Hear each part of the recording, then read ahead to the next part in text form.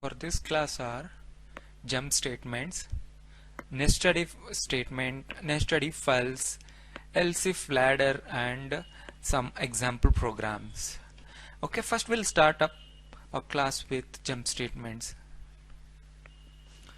These are also called as branching statements in C language. These statements transfer control to another part of the program.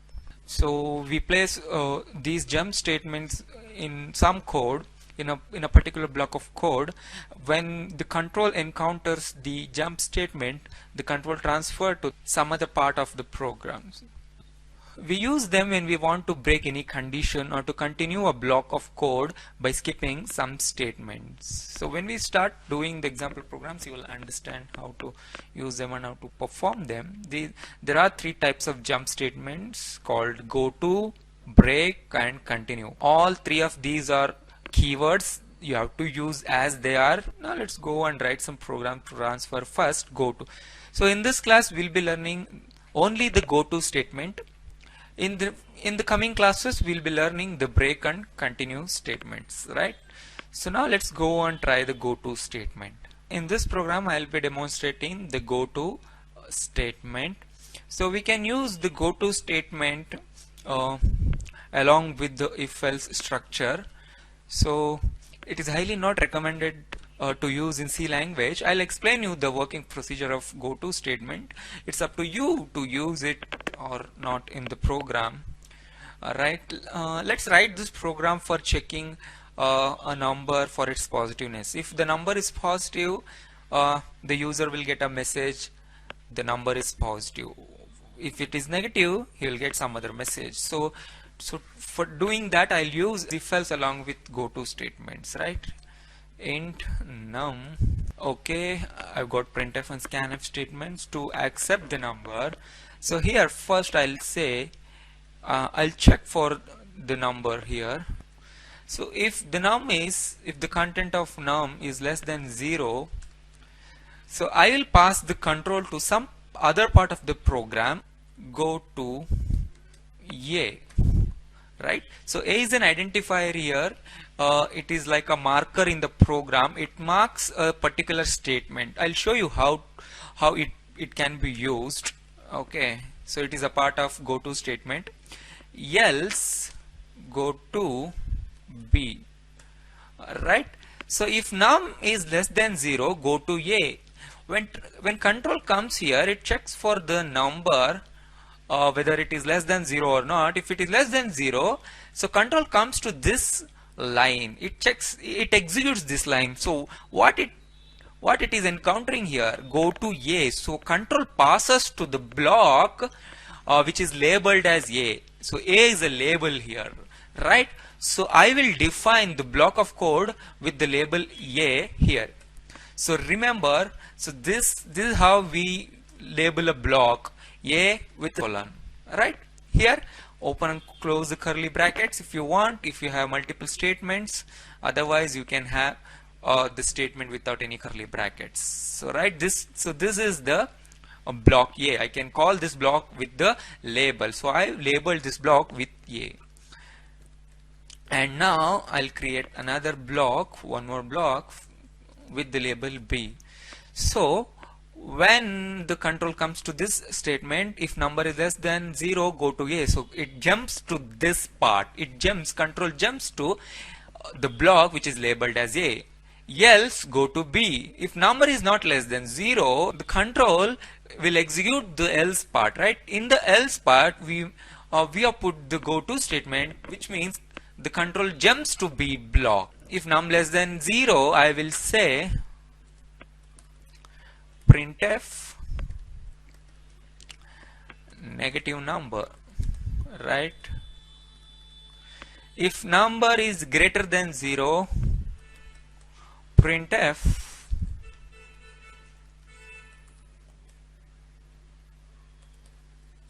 positive number, right? So in the same way you can also have one more go to if the number is equal to 0. I'm just giving you the basic understanding how go to works, right? Control F9. So we have got two errors. Let us find out. Unreachable code.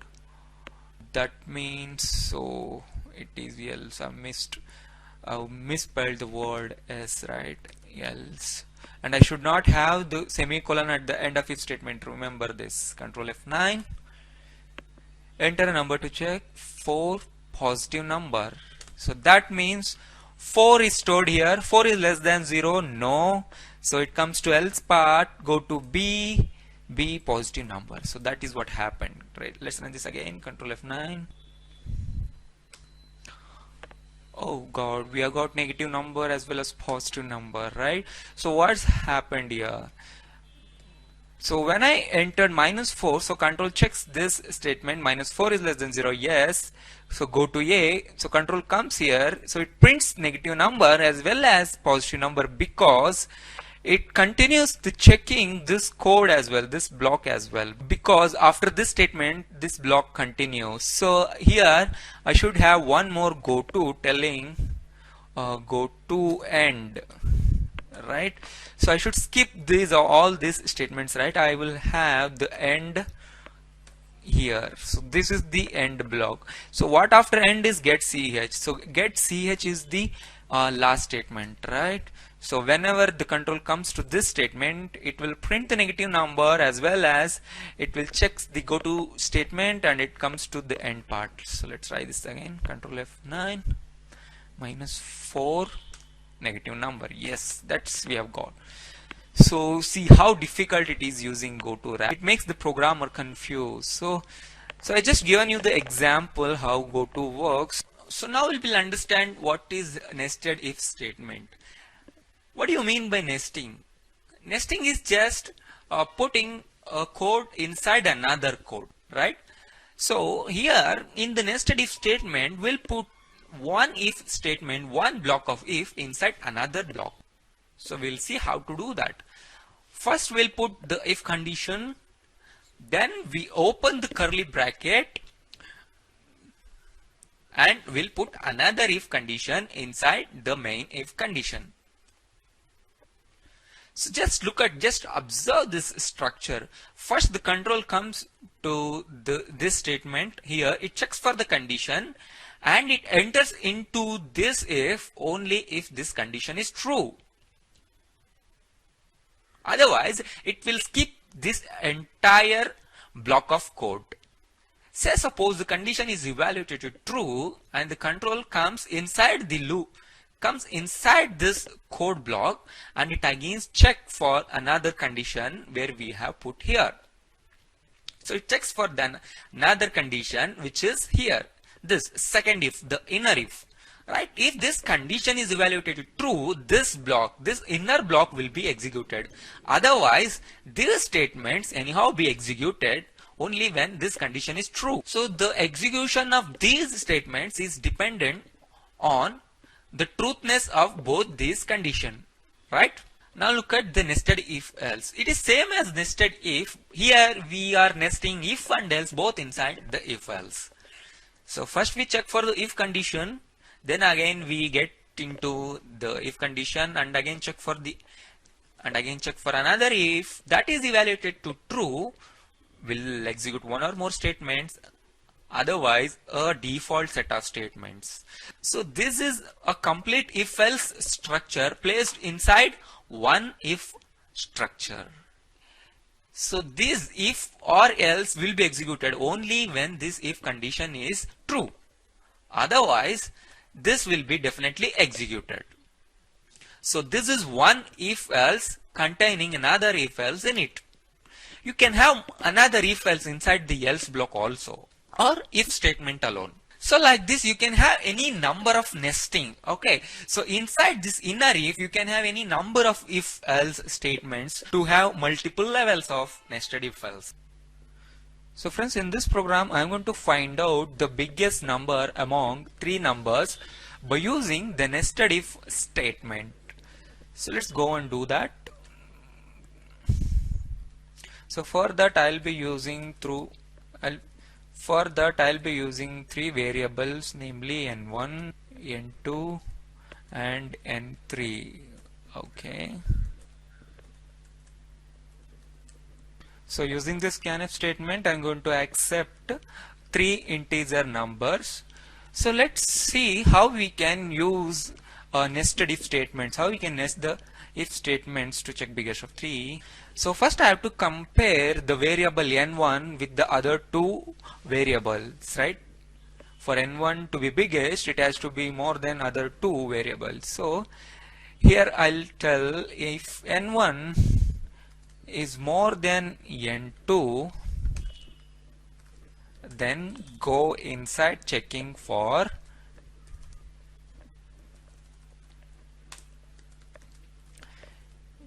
n1 more than n3.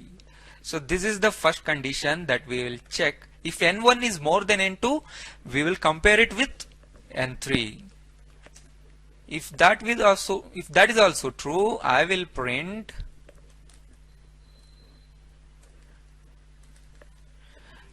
n1, that is %d is biggest, right?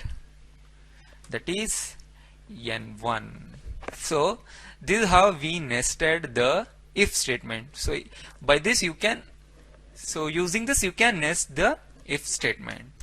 Else, if that is not happened, else here I'll use again if. So you can combine if statement. So you can nest if statement inside else, else inside if. So you can have any. So you can have any levels of nesting and any if statement inside any other if statement. Okay. So if n2 is more than n1, right, I can have one more nesting here.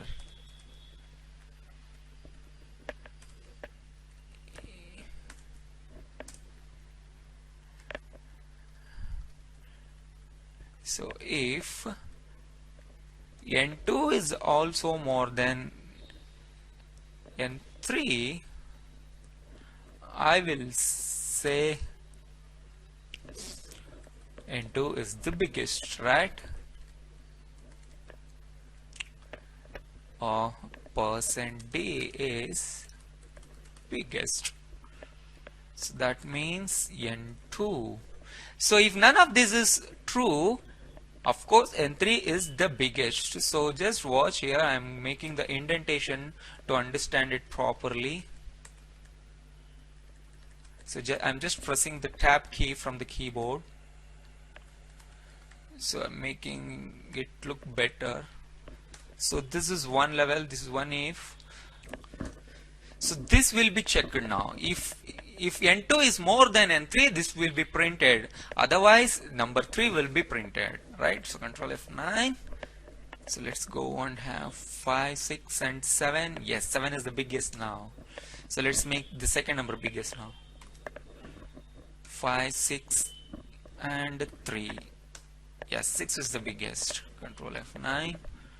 3, 2, 1. 3 is the biggest. So that's how it's working. So have you got the understanding of this structure? We have just included the if statement inside another if. So it is just a logic, okay? So how n1 can be biggest? If it is more than n2 and n3 only, it can be biggest, right? So that is what we are checking here. If n1 is more than n2, let's go and check. We are telling the compiler, go and check, go and compare the n1 with n3 also.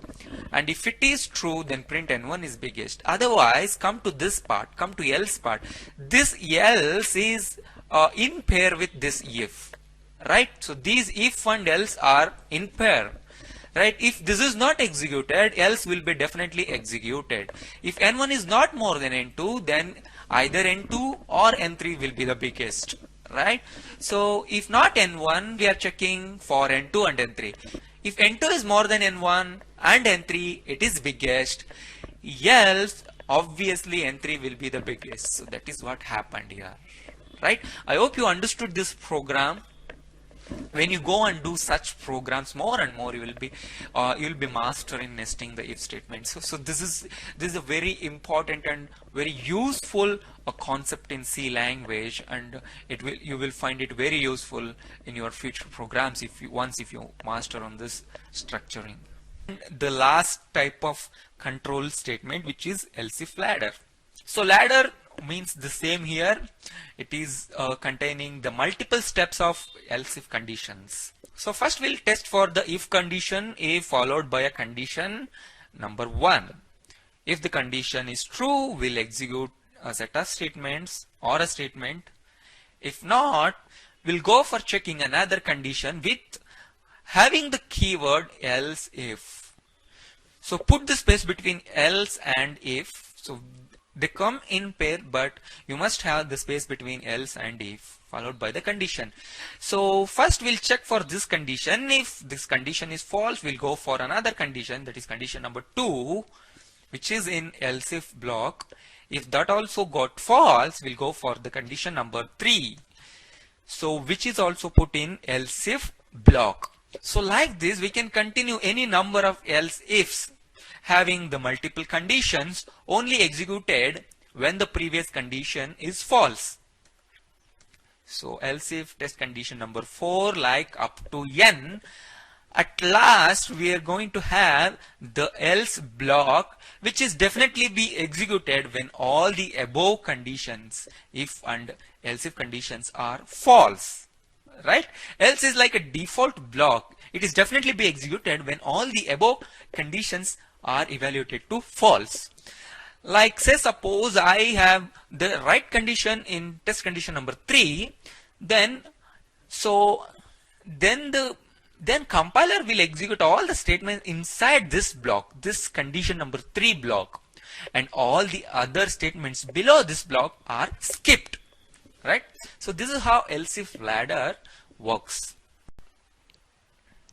Well friends, in this program I am going to accept student marks, percentage of marks, and assign a class for that. If the inputted marks is more than 90%, I'll say first class. If it is more than 80 and below 90, it would be the second class. If it is more than 70, third, more than 50, it's just pass. So depending on the incoming number, the inputted number, I'll be assigning various classes to them. So here I'm going to check for many conditions, so it is suitable here to use the else if ladder structure. Right? So I'm going to start with by declaring a number. Now I got the statement for accepting the percentage. So first let me check it for the first class. Right? If the percentage of marks is more than or equal to 90,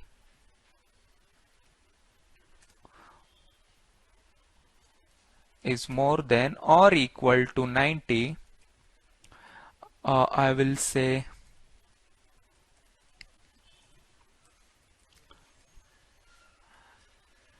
you have secured first class. Right? You have secured first class if your marks is more than 90%. Else if, so this is how we are going to check the second condition. Else, put a space and type the word if followed by the condition inside the parenthesis. Then, so no need to have parenthesis here because we have got a single statement to print. So you have secured second class. Again, one more else if to check one more condition. Else if number is more than or equal to 50,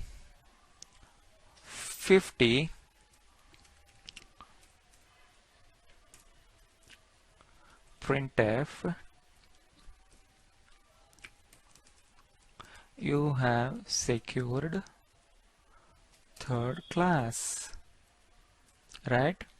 So by doing this, we can have any number of else ifs, right? So else will be the last condition. Else will be the last set of statements or block where it is executed for sure when none of the above conditions is true. Right? Here I'll be printing just pass. Right? So let's go and run this program.